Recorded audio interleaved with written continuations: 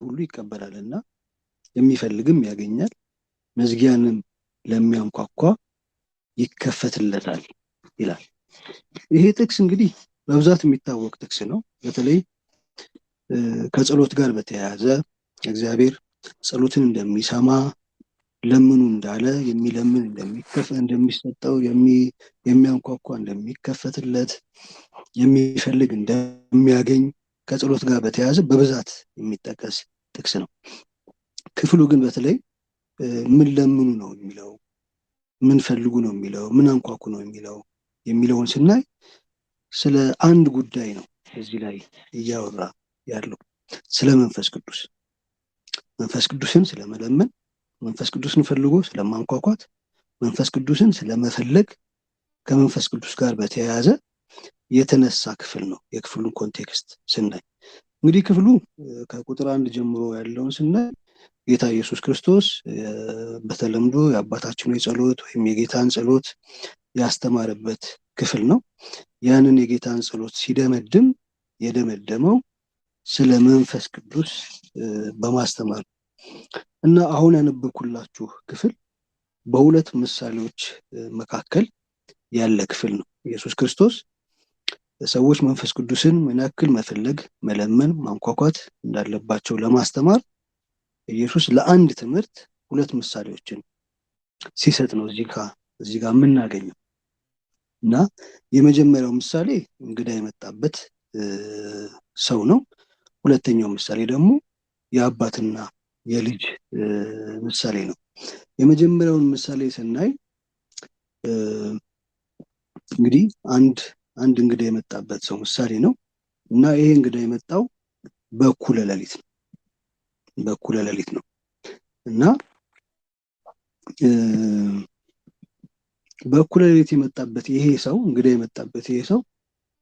እንግዲህ በተለምዶ በእስራኤል ሕዝብ እንግዳ ለመጣበት ሰው እንጀራ ይቀርባል፣ ምግብ ይቀርባል፣ እግር ይታጠባል፣ ብዙ የሚደረጉ ስርዓቶች አሉ እና ይሄ ሰው ግን የመጣው ስንት ሰዓት ነው? እኩለ ሌሊት ነው እና እንግዳ የመጣበት ሰው ግን ለእንግዳው የሚያቀርበው ምንም አይነት ምግብ፣ ምንም አይነት እንጀራ እንደሌለ እዚህ ላይ እናያለን።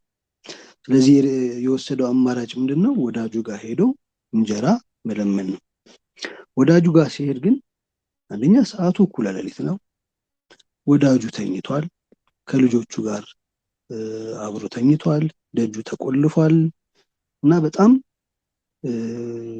ለሚለመነው ሰው በዛ ሰው ቦታ ሆነን ስናስብ ተነስቶ የሚለመነውን ያንን እንጀራ ለመስጠት በጣም አስቸጋሪ ሁኔታዎች አሉ። አንደኛ ሰዓቱ ነው። ሁለተኛ ያለበት ሁኔታ ከልጆቹ ጋር ነው፣ ተኝቷል፣ እኩለ ሌሊት ነው። ይሄ እኩለ ሌሊት እንቅልፍ ሸለብ የሚያደርግበት ሰዓት ነው እና ከባድ ሰዓት ነው። ግን መጽሐፍ ቅዱስ ምንድነው የሚለን? አንደኛ ወዳጅ ስለሆነ ይሰጠዋል ይላል አጠቃላይ ሐሳቡን ስናይ። ሁለተኛ ካለበት ሁኔታ ከሰዓቱ እኩለ ሌሊት ከመሆኑ ከመተኛቱ ልጆቹም ከነሱ ጋር ከመሆኑ ልጆቹም ከሱ ጋር ከመሆናቸው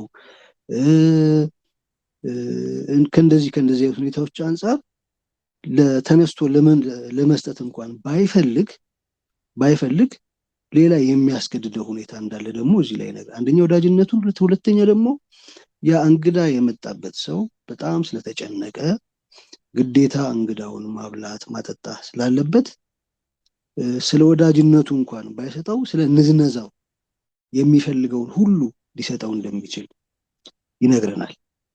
መጀመሪያው ምሳሌ ይሄ ነው። ሁለተኛው ምሳሌ የአባትና የልጅ ምሳሌ ነው። ይህንን ከቁጥር 11 ጀምሮ የምናገኘው እና ልጅ አባትን ሲለምን ነው የምናገኘው። እዚህ ላይ ልጅ አባቱን የሚለምናቸው እንደ ምሳሌ የተቀመጡ 3 አይነት የምግብ አይነቶች እናገኛለን። የመጀመሪያው እንጀራ ነው፣ ሁለተኛው አሳ ነው፣ ሶስተኛው ደግሞ እንቁላል ነው እና የመጀመሪያው ምሳሌ ላይ ወዳጅነት ነው፣ ጓደኝነት ነው ያለው በመካከላቸው ያለው ግንኙነት። እዚህ ላይ ደግሞ በመካከላቸው ያለው ግንኙነት የአባትና የልጅ ግንኙነት እንደሆነ እናያለን። ስለዚህ ልጅ አባቱን የሚለምነው ማንኛውንም ልመና ሊሰጥ እንደሚችል እዚህ ላይ እናያለን። እና አባት ከሆናችሁ ብሎ ምሳሌ ነው እዚህ ላይ እነሱን ነው ምሳሌ በማድረግ ምሳሌ ነው የሚጀምረው። ልጁ እንጀራ ቢለምነው ድንጋይ ይሰጠዋልን? መልሱ ምንድነው? አይሰጠውም። እንጀራ የተለመነ አባት ስለሆነ ምን ያደርጋል? የተለመነውን እንጀራ ይሰጣል። አሳስ ቢለመን አሳ ደግሞ ቢለመን እንደዚሁ አሳ ይሰጠዋል። በአሳ ፈንታ የሚጎዳውን እባብን አይሰጥም። እንቁላል ቢለምነውስ? እንቁላልም ደግሞ ቢለምነው የሚለምነውን እንቁላል ይሰጠዋል እንጂ በእንቁላል ፋንታ ጊንጥ አይሰጥም ብሎ እነዚህን ምሳሌዎች ወደ ማን ያመጣል? ወደ እግዚአብሔር ልጆችና ወደ እግዚአብሔር ያመጣል። እና እናንተ ክፉዎች ስትሆኑ ለልጆቻችሁ መልካም ስጦታ መስጠት ካወቃችሁ በሰማይ ያለው አባት ለሚለምኑት እንዴት አብልጦ መንፈስ ቅዱስን አይሰጣቸው ይላል። ስለዚህ እናንተ ክፉዎች ናችሁ በባህሪያችሁ። ሰው ሁሉ ምንድነው? ክፉ ነው። መጽሐፍ ቅዱስም እንደሚናገረው የሰው ልብ ማንስ ያውቀዋል? እጅግም ክፉ ነው እንደሚል። ሰው በባህሪው ክፉ ነው። ግን ካለው የአባትና የልጅ ግንኙነት የተነሳ ያ ክፉ አባት እንደ ባህሪው ቢሆን ክፉ ማድረግ ሲገባው ለልጁ ግን ምን ያደርጋል? መልካምን ስጦታ ይሰጣል። ይሄ ክፉዎች ለልጆቻቸው መልካም ስጦታ እንደሚሰጡ ያሳያል። ከዛ ወደ እግዚአብሔር ሲያመጣው የሰማዩ አባት እናንተ ለልጆቻችሁ መልካም ስጦታ መስጠት ካወቃችሁ የሰማዩ አባት በሰማይ ያለው አባት ለሚለምኑት እንዴት አብልጦ ቅዱስን ይሰጣቸው እያለ ይናገራል። ስለዚህ ለምኑ የተባለው ነገር፣ ፈልጉ የተባለው ነገር፣ አንኳኩ የተባለው ነገር ስለምንድን ነው የሚናገረው ማለት ነው? ስለ መንፈስ ቅዱስ ነው ማለት ነው። እነዚህን ሁለቱን ምሳሌዎች ወዳጅ የመጣበትን ሰው የልጅና የአባትን ልመና እነዚህን የሚያመሳስላቸውን ነገሮች ስናይ በጣም በሚገርም መልኩ በሁለቱም ምሳሌዎች ላይ የተለመነው ምግብ ነው። የመጀመሪያው ላይ እንጀራ፣ ሁለተኛው ላይ የተለያዩ ምግቦች እንጀራ አለ፣ አሳ አለ፣ ደግሞ እንቁላል አለ። የተለመኑት ምግብ ነክ ጉዳዮች ናቸው። ሁለተኛ ደግሞ ሁለቱም ላይ የሚለምነው አካል የሚለምነውን ነገር አግኝቷል። የመጀመሪያው ላይ የሚለምነውን ሁሉ ይላል። 3 እንጀራ ነው የለመነው፣ የሚለምነውን ሁሉ ይላል። ሁለተኛው ላይ የተለመነውን አይነት እንጀራ ለሚለምን እንጀራ፣ እንቁላል ለሚለምን እንቁላል፣ አሳ ለሚለምን አሳ፣ የተለመነውን አይነት ግን ምግብ ነክ የሆኑ ጥያቄዎች ናቸው ሁለቱም ላይ ያሉት። እና ሶስተኛ ደግሞ በተለይ በሁለተኛው ምሳሌ ላይ በልጅና በአባት መካከል ያለ ደግሞ ለየት ያለ ግንኙነት እንዳለ እናያለን። ስለዚህ ምግብ ነክ ነገር ነው የተለመነው። የለመኑ ሰዎች የለመኑትን ተቀብለዋል። ሶስተኛው ላይ በዋነኛነት ደግሞ የልመናው በአባትና በልጅ መካከል ያለ ልመና ነው ማለት ነው። በተለይ ሶስተኛው በአባትና በልጅ መካከል ያለው ልመና የክፍሉን ዋነኛ ሐሳብና የኛንም ህይወት የኛንም ማንነት የሚጨምር ሐሳብ ሆኖ እናገኘዋለን። ምክንያቱም ሲደመድም በሰማይ ያለ አባት ለሚለምኑት እንዴት አብልጦ መንፈስ ቅዱስን ይሰጣቸው ብሎ ስለሚደመድም፣ ስለዚህ አሁን እኛ የእግዚአብሔር ልጆች ነን። ምን ለምነው? አባታችንን ልመናችን ምንድነው? መንፈስ ቅዱስ ነው። አሁን መንፈስ ቅዱስን ኢየሱስ ክርስቶስ መለመንን ለማስተማር የተጠቀማቸው እነዚህ አሁን ያየናቸው ሁለት ምሳሌዎች ከምግብ ጋር የተገናኙ ናቸው። ስለዚህ መጀመሪያው ሐሳብ መንፈስ ቅዱስ ለእኛ እንደ ምግብ ነው ማለት እንደ ምግብ ነው። እንደ ሌክዠሪ፣ ይሄ ስንፈልግ የምንቀበለው ስንፈልግ የምንለምነው ነገር አይደለም። ወይ አልፎ የምንለምነው ነገር አይደለም። መግቢያችን ላይ እንዳልነው ምግብ ለሰው ልጅ በህይወት ለመቆየት፣ ለማደጉ፣ ለጤናው፣ ለሁለንተናው በጣም አስፈላጊ እንደሆነ ሁሉ እንደዚሁ መንፈስ ቅዱስ ለአማኝ ልክ እንደ ምግብ በጣም አስፈላጊ እንደሆነ ሊያቅና ሊረዳ ያስፈልጋል። ማንኛውም አማኝ መንፈስ ቅዱስ እንጀራችን ነው፣ የህይወት እንጀራችን ነው፣ ምግባችን ነው። ኢየሱስ ክርስቶስ ስለ ምግብ ምሳሌ አስተምሮ ስለ ምግብ ምሳሌ ሰጥቶ ምሳሌውን በመንፈስ ቅዱስ ደመደመው። ማለት መንፈስ ቅዱስ ለኛ ምግባችን እንደሆነ የሚያመለክት ምሳሌ ነው ብዬ ነው የምወስደው። ኮንቴክስቹዋሊ ስንተረጉመው መንፈስ ቅዱስ ለአማኝ ምግባችን፣ የዕለት ምግባችን፣ የህይወት ምግባችን። ስለዚህ ምን ማለት ነው? ያለ መንፈስ ቅዱስ መኖር አንችልም። ሰው ያለ ምግብ መኖር እንደማይችለው ሁሉ ሰው ያለ መንፈስ ቅዱስ መኖር አይችልም። እንግዲህ እዚህ ጋር ኑሮ እያልን የምናወራው ሀሳብ መንፈሳዊ ህይወት ነው። ስለዚህ ሰው በመንፈሳዊ ህይወቱ ሰርቫይቭ ለማድረግ፣ ሰው በመንፈሳዊ ህይወቱ ጤናማ እንዲሆን፣ ሰው በመንፈሳዊ ህይወቱ እያደገ እንዲሄድ፣ እየበረታ እንዲሄድ ምን ያስፈልገዋል ማለት ነው? ምግብ ያስፈልገዋል፣ መንፈስ ቅዱስ ያስፈልገዋል ማለት ነው። ስለዚህ መንፈስ ቅዱስ የህልውናችን የመኖራችን ዋነኛ መሰረት ነው። በዚህ ልክ መንፈስ ቅዱስን ልናቀው ልንረዳው፣ ምን ያክል ከሱ ውጪ ህይወት እንደሌለን፣ ምን ያክል ከሱ ውጪ መኖር እንደማንችል አውቀን ተረድተን በዛ ልክ ልንፈልገው እንደሚገባ ይሄ ክፍል ያሳያል። እና ልክ ልጅ አባቱን ለምኖ እንደሚቀበል ሁሉ እኛም ግን መንፈስ ቅዱስ በጣም አስፈላጊ ቢሆንም የምንቀበልበት መንገድ እዚህ ላይ ልመና እንደሆነ፣ ማንኳኳት እንደሆነ፣ መፈለግ እንደሆነ እንደዚሁ ከዚህ ክፍል ላይ መረዳት እንችላለን። ስለዚህ ልጆች እንደመሆናችን አባታችንን የምንለምነውን የመንፈስ ቅዱስን ስጦታ ሊሰጠን ፈቃደኛ ነው። ሌላው የምናየው ሀሳብ እዚህ ነው። ልክ ልጁ የሚለምነውን ነገር አባት እንደሚሰጥ ሁሉ እኛም የምንለምነውን መንፈስ ቅዱስ እግዚአብሔር ሊሰጠን ፈቃደኛ ነው። ከኛ ግን መለመን ይጠበቃል፣ መፈለግ ይጠበቃል፣ ማንኳኳት ይጠበቃል። እና ፈልጉ ስለሚል ፈልጉ ታገኛላችሁ፣ ለምኑ ይሰጣል፣ አንኳኩ ይከፈታል። ከዛ በሌላ እንደገና ሲቀይረው የሚለምን ሁሉ ይቀበላል፣ የሚፈልግ ሁሉ ያገኛል፣ የሚያንኳኳ ሁሉ ይከፈትለታል። ስለዚህ ከኛ ግን የሚጠበቀው ነገር ምንድነው? እነዚህ ነገሮች ይጠበቃሉ። መፈለግ፣ መለመን፣ ማንኳኳት ከኛ ይጠበቃሉ።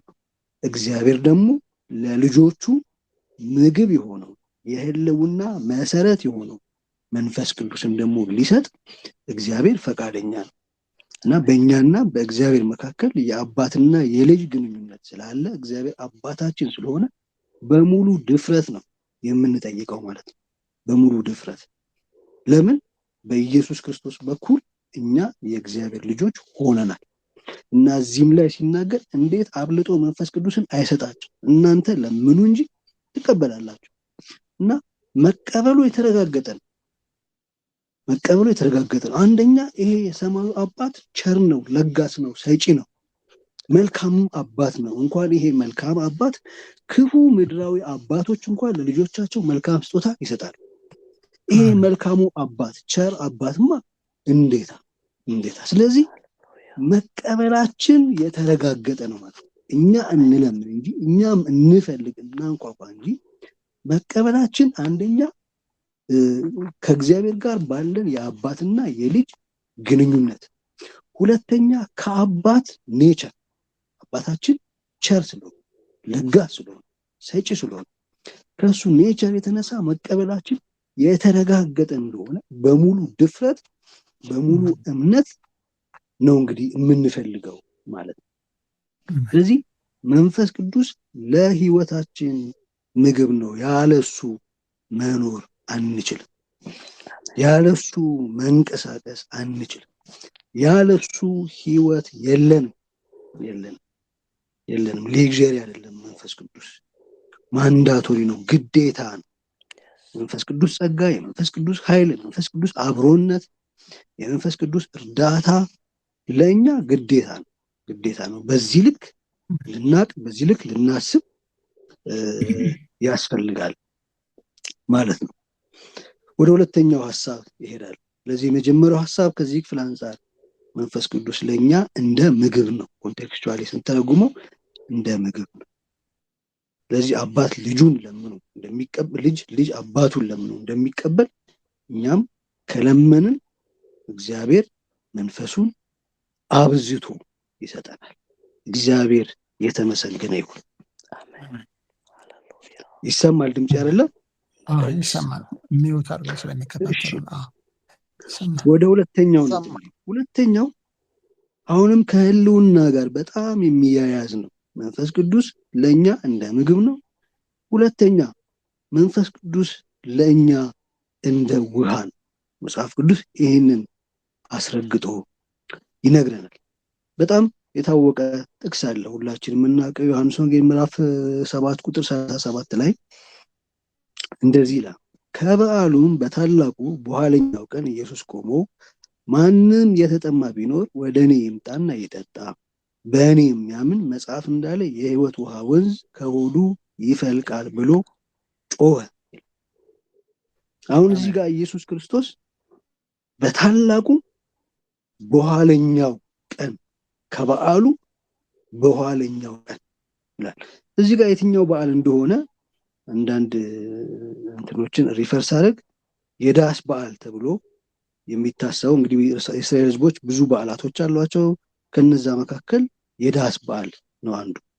ይሄ እንግዲህ ስለ ዳስ በዓል ዘሌዋውያን ምዕራፍ 23 ላይ ከ34 እስከ መጨረሻ ያለውን ስናነብ እናገኛለን። እና ይሄ የዳስ በዓል ለ7 ቀን ይከበራል። በዋነኛነት በዓሉ የእስራኤል ሕዝቦች በምድረ በዳ በነበሩበት ጊዜ በዳስ ይኖሩ ስለነበረ ያንን ለማስታወስ ነው። እና በዚህ በዓል ጊዜ ከቤታቸው ወጥተው በዳስ ውስጥ ነው የሚኖሩት ለ7 ቀን። ከዛ 8ኛው ደግሞ በታላቅ ሁኔታ የሚከበር ቀን ነው።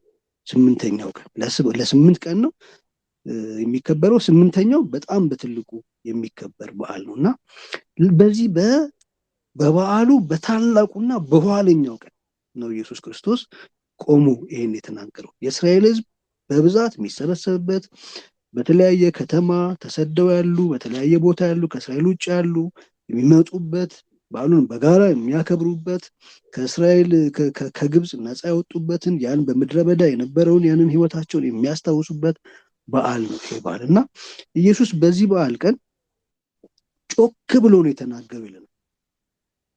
ጮኮ ተናገረ። ቁጥር 38 በእኔ የሚያምን መጽሐፍ እንዳለ የሕይወት ውሃ ወንዝ ከሆዱ ይፈልቃል ብሎ ጮሆ ተናገረ። ማንም የተጠማ ቢኖር ወደ እኔ ይምጣና ይጠጣ። ስለዚህ እዚህ ጋር ደግሞ መንፈስ ቅዱስን ኢየሱስ ክርስቶስ በምንድን ነው የመሰለው? በውሃ መስሎታል ማለት ነው። ውሃ የሕይወት ምንጭ እንደሆነ ሁላችንም እናውቃለን። በረሃ የሆነው አካባቢ ውሃ ሲዘንብበት ያበቅላል። የተለያዩ እጽዋቶችን ያበቅላል። ውሃ የሕይወት ምንጭ። ለሰው ልጅ ደግሞ ውሃ እንደዚሁ በጣም በጣም በጣም አስፈላጊ ነገር ነው። ኢቭን የሰውነታችን አብዛኛውን ፓርት ውሃ እንደሚሸፍነው እንግዲህ አዋቂዎች፣ ሳይንቲስቶች ይናገራሉ። እና ሰው ያለ ውሃ መኖር አይችልም። አንደኛ ያለ ምግብ መኖር አይችልም፣ ያለ ውሃ እንደዚሁ መኖር አይችልም። እነዚህ ሁለቱ ከተጓደሉ የሰው ጤና፣ የሰው ህይወት፣ የሰው ኑሮ፣ የሰው እድገት፣ የሰው ማንነት አብሮ ነው የሚጓደለው። ስለዚህ ኢየሱስ ክርስቶስ መንፈስ ቅዱስን እዚህ ጋር በውሃ መስሎታል። ስለዚህ ልክ ውሃ ለሰውነታችን አስፈላጊ እንደሆነው ሁሉ መንፈስ ቅዱስን በዛ ልክ አስፈላጊ እንደሆነ ልናስብ ያስፈልጋል።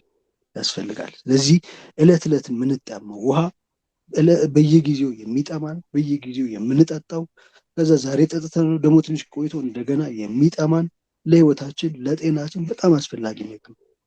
ልክ እንደዛው መንፈስ ቅዱስን እንደ ውሃ ዕለት ዕለት የምንጠማ የምንፈልግ አማኞች እንድንሆን እግዚአብሔር ይፈልጋል። ልክ እዚህም ጋር ግን ልክ የሉቃስ ወንጌሉ ላይ መለመን እንደሚያስፈልግ መፈለግ ማንኳኳት እንደሚያስፈልግ ሁሉ እዚህም ላይ ደግሞ የተጠማ ምን ያድርግ ይላል ኢየሱስ ክርስቶስ? ወደ እኔ ይምጣና ይጠጣ። ስለዚህ ዝም ብሎ ጥማት ፍላጎት ላይ ብቻ አያበቃም ማለት ነው። የፈለገ ምን ያድርግ ይቅረብ። የህይወት ምንጭ ወደ ሆነው የመንፈስ ቅዱስ ምንጭ ወደ ሆነው ወደ ኢየሱስ ክርስቶስ ይቅረብ፣ ይጠጋ። እዛ ጋ ምን አለ? እርካታ። እዛ ጋ መጠጣት አለ። እንደውም በጣም የሚገርመው ያ የጠጣው ሰው የህይወት ውሃ ምንጭ ከሆዱ ይፈልቃል ይላል፣ ይጠጣል። ከዛስ እሱ እንደገና ሌሎች እንዲጠጡ ምክንያት የሚሆነው ግን ምን ያድርግ? መጀመሪያ ያ የተጠማው ሰው ይቅረብ፣ ወደ ኢየሱስ ክርስቶስ ይቅረብ፣ ወደ ኢየሱስ ክርስቶስ ይጠጋ። ከዛ በኋላ እርካታ ያገኛል። ስለዚህ መንፈስ ቅዱስ ለህይወታችን ለመንፈሳዊ ህይወታችን በጣም በጣም አስፈላጊ ነው። ለምድራዊ ሰውነትና ለምድራዊ አካል ምግብና መጠጥ አስፈላጊ እንደሆነ ሁሉ ለመንፈሳዊ ህይወታችን መንፈስ ቅዱስ እንደ ምግብ አስፈላጊ ነው፣ እንደ ውሃ እንደዚሁ አስፈላጊ ነው። ያለሱ ህይወት የለም፣ ያለሱ ኑሮ የለም፣ ያለሱ ቅድስና የለም፣ ያለሱ መንፈሳዊ ጤና የለም፣ ያለሱ ብርታት የለም።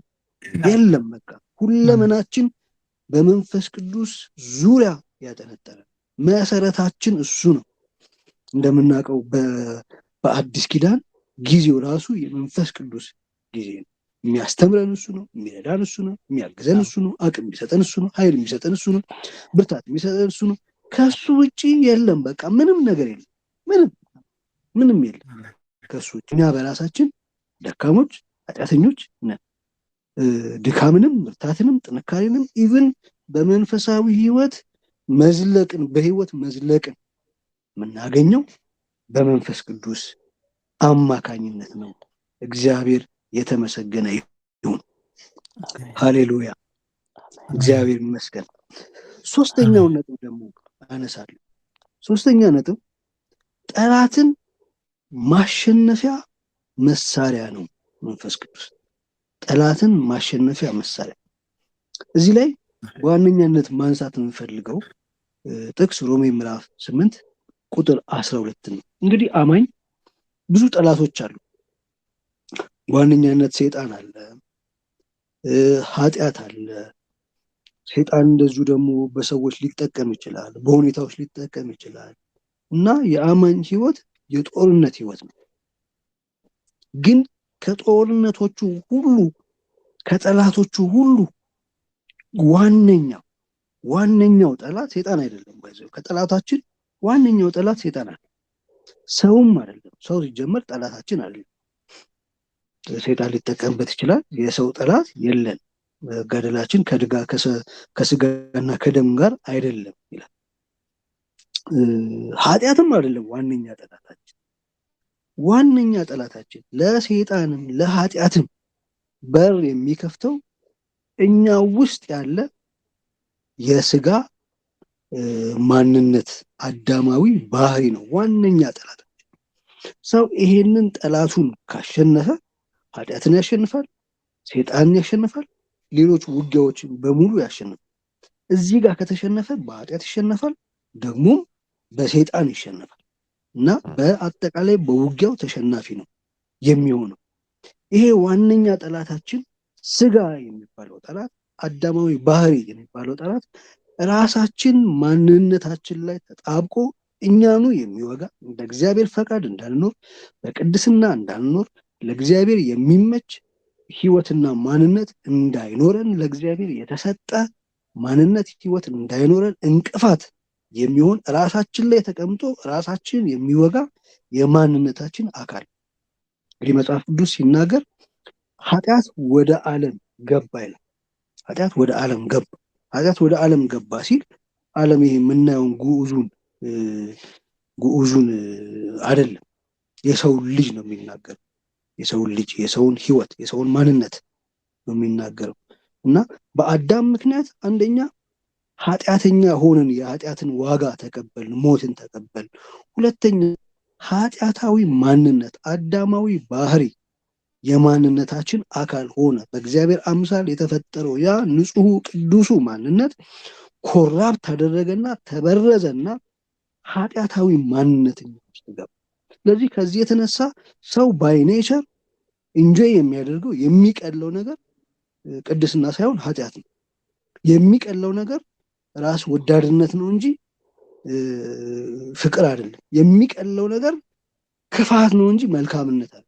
ይሄ የኔቸሩ አካል ስለሆነ ነው። የኔቸራችን፣ የባህሪያችን፣ የማንነታችን አካል ስለሆነ ነው እና መጽሐፍ ቅዱስ አዳማዊ ባህሪ ይለዋል፣ ደግሞም ስጋ ይለዋል። የስጋ ስራም ደግሞ የተገለጡ ናቸው ብሎ ምን ባህሪዎች እንዳሉት መጽሐፍ ቅዱስ ይነግረናል። እና እዚህ ሮሜ ምዕራፍ 8 ቁጥር 12 ላይ እንደዚህ ይላል፣ እንግዲህ ወንድሞች ሆይ ዕዳ አለብን፣ እንደ ስጋ ፈቃድ ግን እንኖር ዘንድ ለስጋ አይደለም ይላል።